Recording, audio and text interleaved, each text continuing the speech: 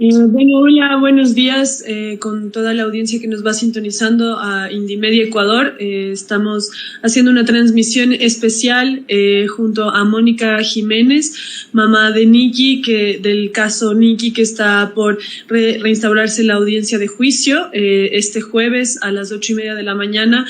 Estamos haciendo esta transmisión, se hizo un llamado también a los medios independientes en pos de la lucha por los derechos humanos para esclarecer y brindar una información más transparente acerca de este doloroso caso. Así que hoy estamos junto a Mónica Jiménez.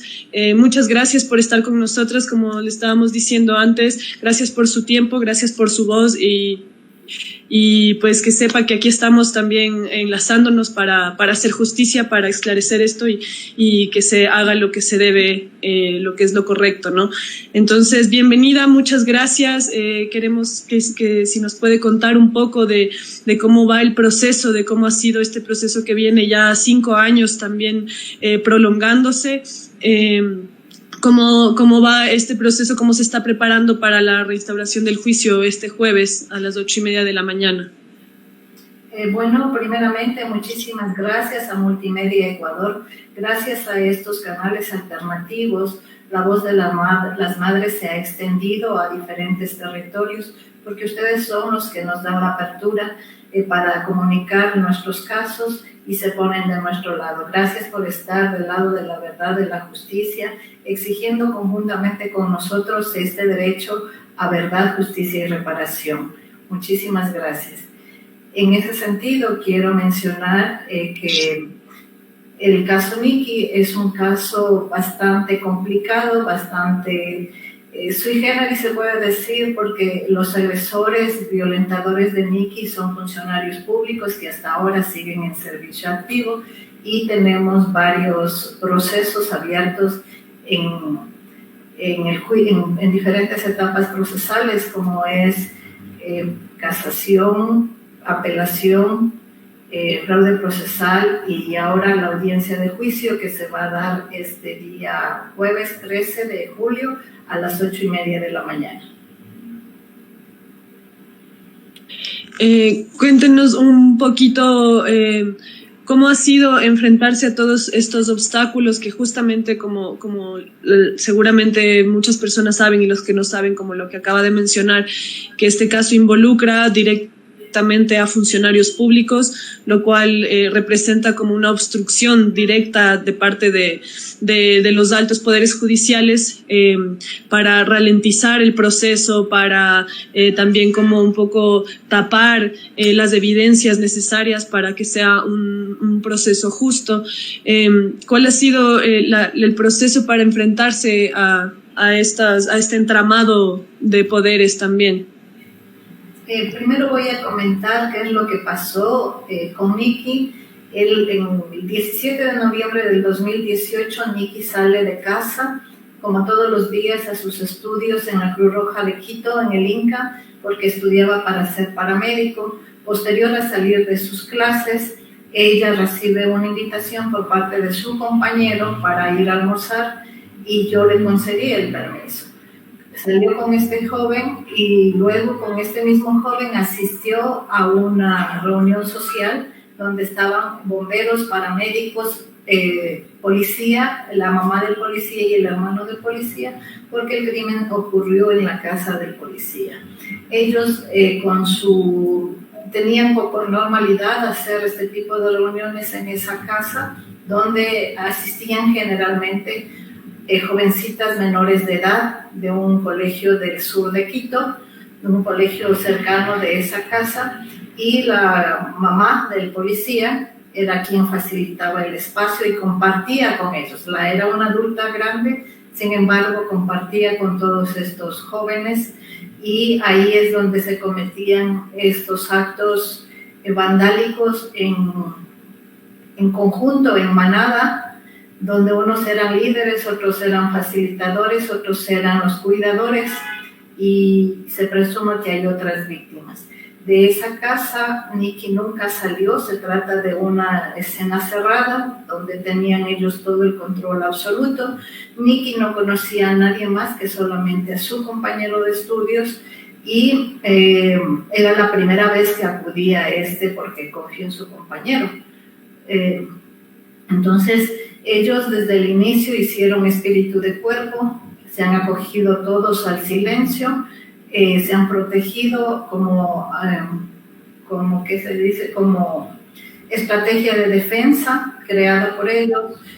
Todos han hecho un solo cuerpo, eso es lo que ocasiona aquí la protección del espíritu de cuerpo, tanto por los funcionarios agresores directos como los operadores de justicia, que desde un inicio asesinaron la verdad para favorecer al crimen y a los criminales. La fiscal Doris Alexandra Llerena Flores no dictó flagrancia, pese a que estaba ahí, pese a que encontraron a 3 de los individuos implicados en la escena del crimen. Junto al cadáver, la fiscal pues no los detuvo, simplemente les dieron de comer y les mandaron a casa. De igual manera, en complicidad con la fiscal, los criminales y la DINASER, el capitán Richard Santamaría, el teniente Tabango, que estuvieron a cargo de hacer el levantamiento del cadáver, tampoco generaron cadenas de custodia con los elementos, pruebas, indicios, elementos que ahí se encontraban, solamente los fotografiaron. Entonces, este grupo de funcionarios públicos que todavía siguen en servicio activos, que son los agresores directos, pertenecían a una banda conformada por ellos mismos, autodenominada Los Chupines, que está consolidada desde la infancia, según los datos que arroja la pericia de perfil criminal. Ellos son un grupo muy estrecho, muy consolidado y que, como digo, se conocían desde la infancia, inclusive con la madre que les facilitaba el espacio. Se presume que hay más víctimas, sobre todo que son menores de edad, pero que callan cuestiones de sentimientos de vergüenza, de evitar el juzgamiento social, y también porque sus padres hasta ahora no saben que ellas dejaban sus estudios, dejaban de ir a clases por asistir a estas reuniones. El caso es muy complejo, son casi 5 años de lucha en los que he tenido que enfrentarme a los agresores directos, porque ni siquiera el parte policial inicial estaba bien hecho, estaba completo.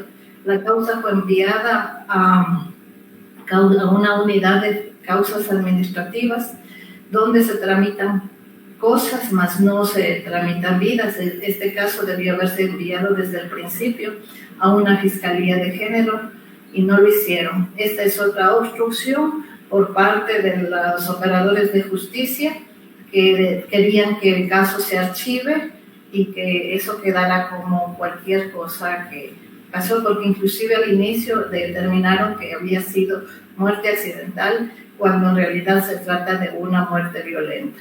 Con todas estas irregularidades, ilegalidades, el caso Nikki ha tenido que enfrentar, como ya decía, tanto a los agresores directos, que tuvo que buscarlos. Yo tuve que convertirme en investigadora privada, porque todos se manejan con alias Ratón, alias Yucas, alias Mami Chío, la mamá, alias Conejo, alias Paris, y así todos alias, y no teníamos identificación.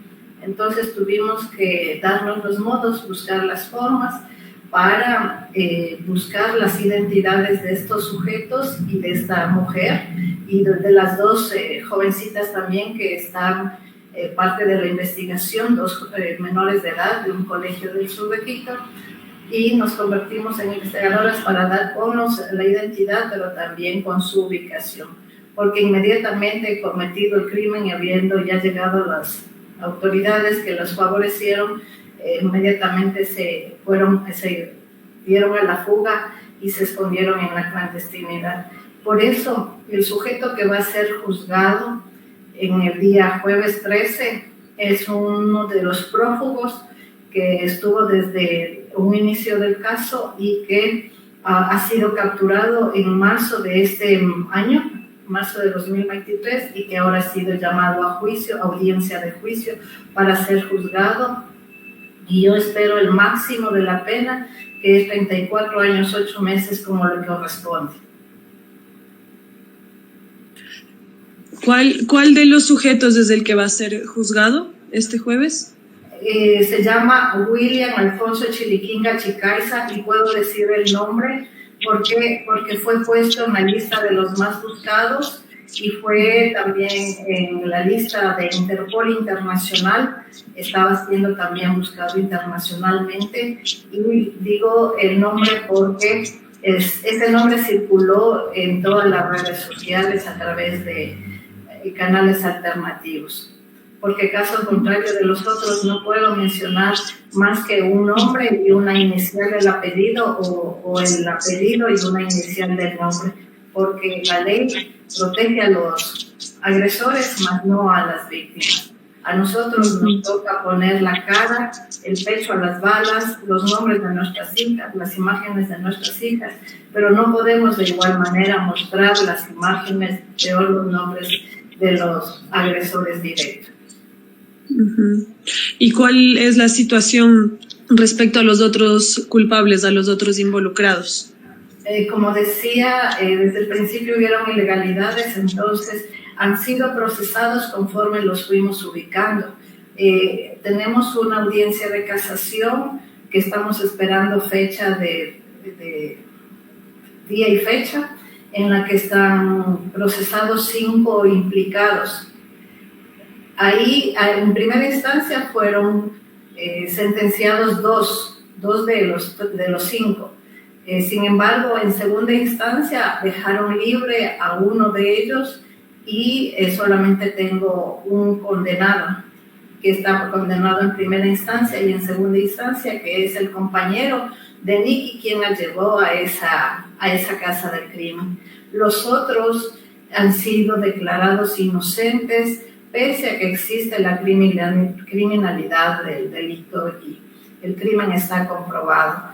En este sentido, he tenido también que enfrentarme frente a tribunales misóginos, machistas, patriarcales, sin conocimiento, sin perspectiva de género, y que no leen todo el contexto de cómo fue cometido el crimen, sino dan mayor valor a los alegatos de los abogados, de los agresores, y no dan ese enfoque de género que por ley y por derecho nos corresponde en el caso Nicky. Entonces están dejados inocentes. En el otro caso tenemos el de apelación, que es en contra de otro de los que estaban prófugos, pero que fue capturado hace casi 2 años. Entonces él también está en juzgado y estamos esperando la audiencia también, la fijación de audiencia, para que él presente la apelación, y él en primera instancia fue dejado inocente por esta misma forma del tribunal, porque es el mismo tribunal que sigue repitiéndose en cada audiencia, en cada juicio. Entonces todos están marcados con el mismo esquema y con el mismo pensamiento o el mismo criterio. El otro es el fraude procesal.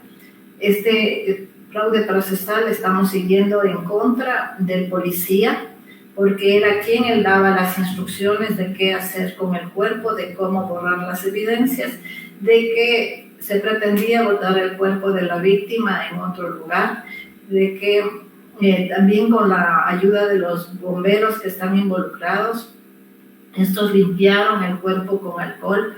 Entonces, de todas maneras quisieron tapar el crimen y no se imaginaron que como madres nunca vamos a permitir que la vida de nuestras hijas haya estado tomada por seres miserables y misericordias que no tenían ningún derecho y que los vamos a atacar y los vamos a perseguir para siempre.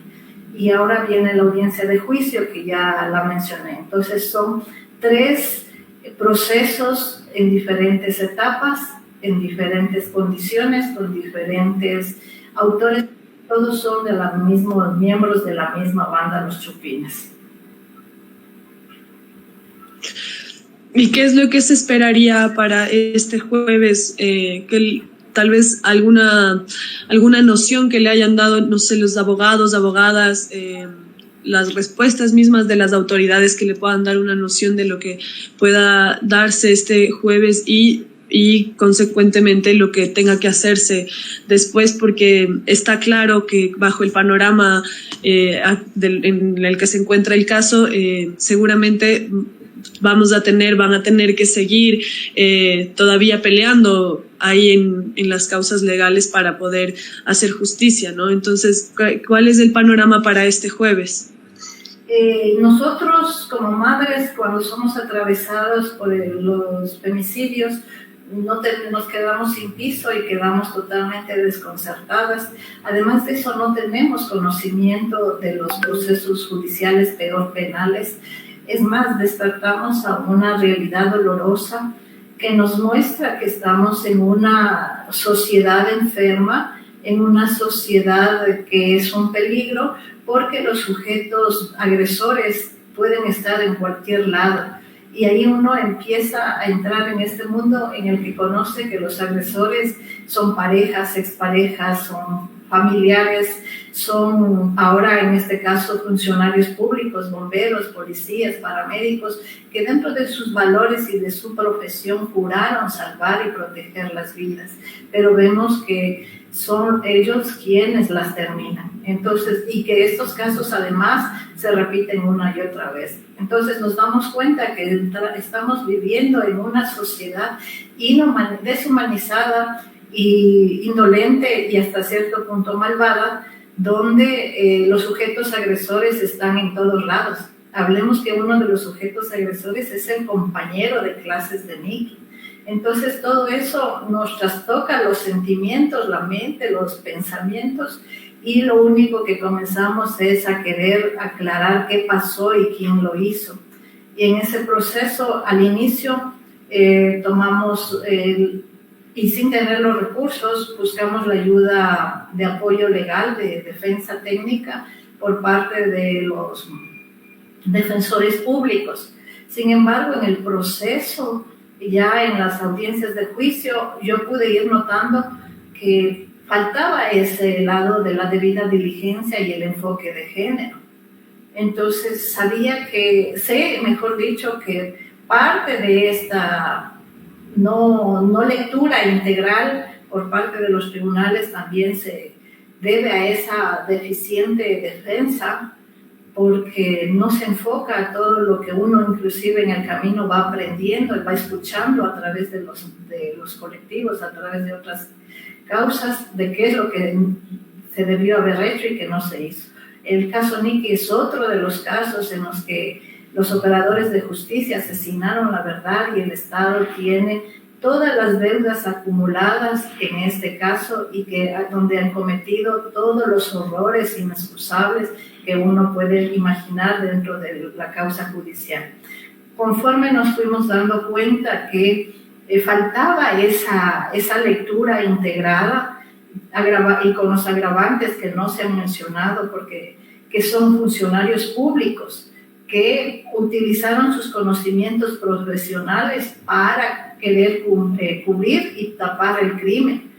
Entonces, eso, por ejemplo, no se ha potencializado, no se ha mencionado, además de que como se trataba de una escena cerrada, donde ellos tenían todo el control absoluto para hacer de las vidas de las víctimas todo lo que ellos quisieran, y que es una banda constituida desde la infancia súper consolidada, porque son familia en otros términos más estrechos, más profundos, y donde ellos convivían y hacían actividades muy comunes, muy estrechas y con alto consumo de alcohol. Entonces todos esos elementos faltaban, y además de que no se habían aplicado los protocolos ni las exigencias de investigación en la muerte violenta de una mujer. Nos vimos entonces en la necesidad de hacer un cambio. En este cambio tuvimos la suerte y la bendición de encontrarnos con una abogada penalista con enfoque de género que ahora está defendiendo la causa Nikki, que es la doctora Lisette Pardo, y a quien le agradezco profundamente por su entrega, su dedicación, su defensa a Nikki, por ponerse del lado de nosotros, de las víctimas, y querer que se haga conjuntamente con nosotros verdad, justicia. Entonces, en esta audiencia de juicio va a ser la intervención de en la primera audiencia que va a participar la doctora Pardo. Es una audiencia de juicio, porque antes estuvo en otra audiencia de menor que se dice como diligencia, pero ella va a ser quien ahora defienda a Nikki con ese enfoque de género y con la exigencia a los tribunales de que den la lectura a todos los agravantes, a todo el contexto, a toda la parte de criminalidad de cómo fue cometido el delito en Manara. Entonces, esperamos que este día jueves los tribunales dejen de trampear la verdad, dejen de seguir de cómplices e encubridores de los femicidas, y que en realidad comiencen a impartir la verdadera justicia, que eso es su deber, es su obligación, mas no es su opción, porque no puede ser posible que crímenes como estos se avalicen dejándolos inocentes y colocándoles nuevamente en las calles para que ellos puedan seguir agrediendo, seguir afectando la vida de las mujeres. Así es, creo que nos sumamos a este pedido también, extendemos también el llamado para solidarizarnos con el caso Nikki, tanto desde la difusión como desde el acompañamiento.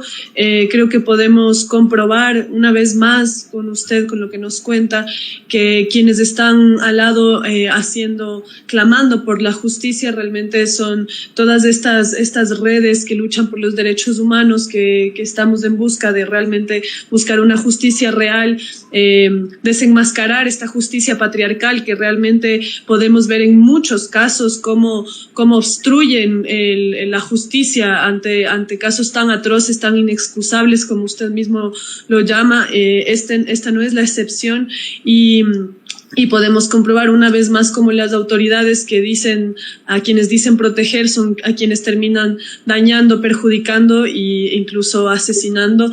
Entonces, pues extenderles nuestra solidaridad también y en ese mismo sentido preguntarle también como un poco para ir cerrando la entrevista, ¿cómo ha sido para usted este proceso ya más personalmente de transformar todo ese dolor, esa rabia en acción, en trabajo también de la búsqueda de la justicia, no solamente por este caso que a la final una termina peleando por todos los casos que están siendo silenciados, ¿no? Por todos los casos que se encuentran en la impunidad todavía, y en este caso tan significativo como es el de Nikki, ¿cómo ha sido su proceso personal de transformar todo ese dolor en acción?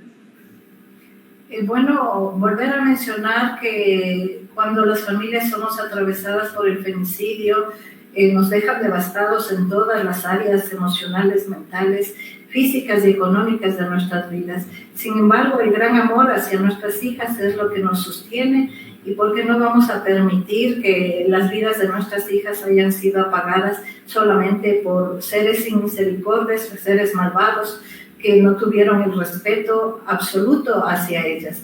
En ese sentido, en este proceso, cuando nosotros no entramos, ni siquiera hemos tenido derecho a un duelo digno, porque inmediatamente nos involucramos en los procesos judiciales, sin entenderlos, sin conocerlos, pero sin embargo nos ponemos la camiseta y estamos actuando en primera línea. Los actos de lucha, de alzar la voz, de exigir justicia, de encarar a las autoridades, a los malos funcionarios que se vendieron, que se pusieron al mejor postor, es parte de este reclamo. Y como yo digo, yo hago la revolución por Nikki y por todas, pero ese acto de reclamo también y de acompañamiento a otros casos, a otras madres, a otras víctimas, es algo que repara también. Es algo que nos ayuda a reparar en algo todo este dolor, porque juntas sabemos que podemos hacer una voz más unánime, más fuerte, y lo que queremos es que esta masacre pare. Decir basta a tanta violencia en contra de las mujeres, porque viene de todos los lados y de todos los tipos, pero al mismo tiempo decir basta, paren la masacre, y nosotros no lo vamos a permitir. Por lo menos seguiremos luchando y seguiremos encarándolo, seguiremos poniendo el pecho en las balas y les diremos en la propia cara quiénes son, cómo lo hicieron, y reclamando que haya sanciones tanto por los agresores directos como a los agresores directos. También parte de la reparación es participar y proponer cambios en las leyes. Por ejemplo, estamos proponiendo que a los operadores de justicia que asesinan la verdad sean castigados con causas penales, porque no puede ser posible que afecten de forma inmedible los casos y que queden también inmunes porque son corresponsables. Si es que no hay castigo, no hay justicia, y mientras los tribunales los sigan dejando libres, la violencia crecerá. Por eso tenemos los resultados atroces con los que ya caminamos en este año 2022, que son más de 125 casos hasta el momento en diferentes provincias del país, de diferentes formas de asesinato, sea con sus compañeros, con sus exparejas, con sus compañeros de estudio, con la gente normal, tradicional, en los cuales muchos funcionarios, policías, bomberos, como en el caso de Nikki, también están involucrados. Entonces es tiempo de parar la masacre, pero los jueces tienen que hacer su parte, porque no pueden seguir avalizando con la libertad que les conceden este tipo de violencias. Tenemos que parar, y la sociedad tiene que volverse más sensible, más empática, más solidaria, a prestar auxilio inmediato a cualquier mujer que esté siendo agredida, violentada de cualquier tipo de forma. La sociedad tiene también que reconciliarse con las víctimas y sus sobrevivientes, y es decir, basta de culpar a las víctimas, de los crímenes atroces que cometieron contra ellos. Ellas no son las culpables, no son los responsables. Ellas tenían derecho a la vida por ese derecho de nacimiento que es un don, que es un regalo divino y que nadie puede tocar. Entonces, la sociedad en conjunto también tenemos que hacer nuestro trabajo. Nosotros como madres sobrevivientes estamos alzando la voz de protesta, sea de forma individual, sea de forma colectiva, sea a través de estas oportunidades que ustedes nos dan y gracias por el espacio, sea de forma escrita, sea de forma verbal, sea de forma directa, encarándonos, poniéndonos en reclamo frente a las autoridades, pero la lucha continúa. Si queremos nosotros dejar sociedades mejores, sociedades más igualitarias en los derechos que tenemos tanto los hombres como las mujeres, que queremos que seamos respetadas, tenemos que empezar solidarizándonos, poniéndonos del lado de las víctimas y alzando la voz contra todos aquellos que queremos decir basta de violencia sistematizada, estructural, estatal, directa de todos los actores sujetos de la sociedad en contra de nuestras mujeres, porque si vemos los casos no tienen no tienen edad, no tienen condición, no tienen estatus social. Víctimas de violencia son muertas muchas mujeres, niñas, adultas, menores de edad, jóvenes de edad media, inclusive mujeres de la tercera edad han sido atravesadas por esta violencia machista patriarcal que está sistematizada en nuestra sociedad. Así es, qué importante las redes de apoyo, qué importante la unión, como usted dice, alzando la voz unánimemente, creo que se puede cobrar más fuerza y de eso se trata también este apoyo que tenemos en nuestras manos para extenderles. Así que, pues reiterar nuevamente nuestra solidaridad, también el espacio, la apertura del espacio, que puedan contar con Indymedia como una aliada más para la lucha por la justicia de este y todos los casos que se encuentran en impunidad.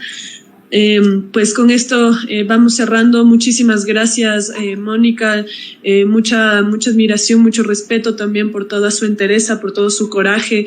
Realmente es muy valioso todo lo que está haciendo por su propio caso y por todos los casos que se encuentran ahí también en búsqueda de una justicia real. Así que gracias por su tiempo. Cualquier cosa igual. Si me permite, por favor. Claro. Quisiera invitar a la ciudadanía en general, a los medios ustedes alternativos, a todas las formas que podríamos unir esta voz de protesta pidiendo justicia y verdad para Nikki. Este 13 de julio, este jueves 13 de julio a las 8:30 en el Complejo Judicial Quitumbe. Ahí se va a realizar la audiencia de juicio, pero también vamos a realizar el plantón de exigencia para que las autoridades de justicia dejen de asesinar la verdad y con la consigna sin castigo no hay justicia. Muchísimas gracias. A usted, así es, está invitada toda la audiencia a respaldar este proceso el día jueves en el Complejo Judicial Quitumbe, al sur de Quito, a las 8:30 de la mañana, y asimismo pues estar al tanto de todas las convocatorias que vayan a ir saliendo en apoyo a este caso. Así que muchas gracias a las personas que nos sintonizaron, muchas gracias, Mónica, seguiremos en contacto. Muchísimas gracias por la gracias.